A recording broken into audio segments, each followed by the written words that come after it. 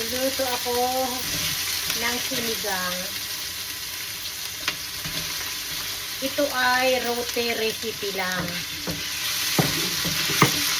Ganito ako magluto ng sinigang. Sa alam ko.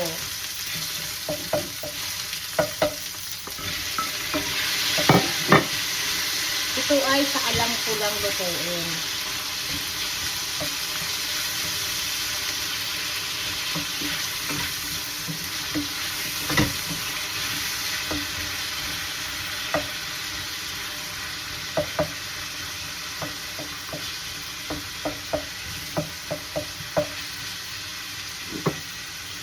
So, siyempre,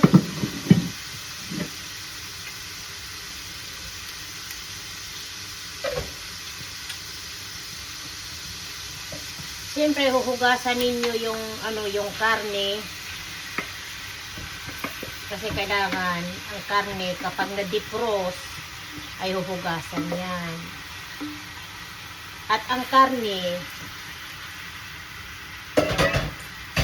isda man yan o karne, kapag maghapon na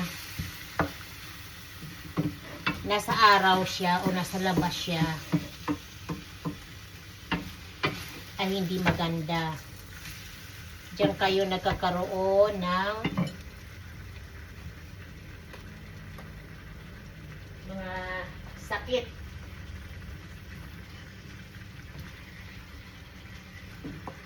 So pag ako nagsigang, nilalagyan ko ng patatas kasi yan ang gusto ng anak ko.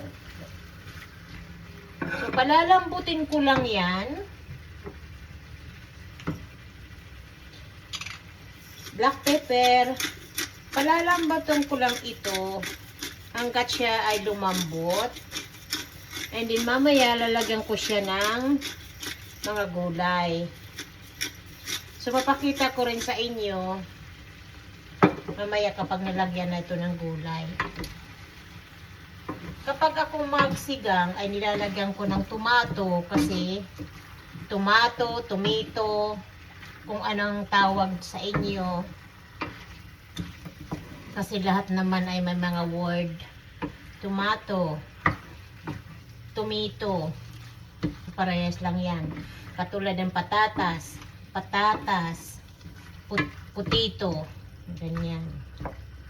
So, anyhow. So, palalambutin ko lang. Ilalagyan ko ng tubig yan. Palalambutin ko yan.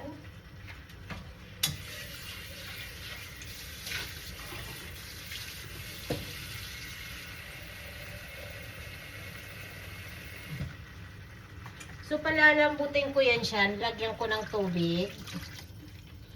Kapag malambot na siya, at saka ko siya lalagyan ng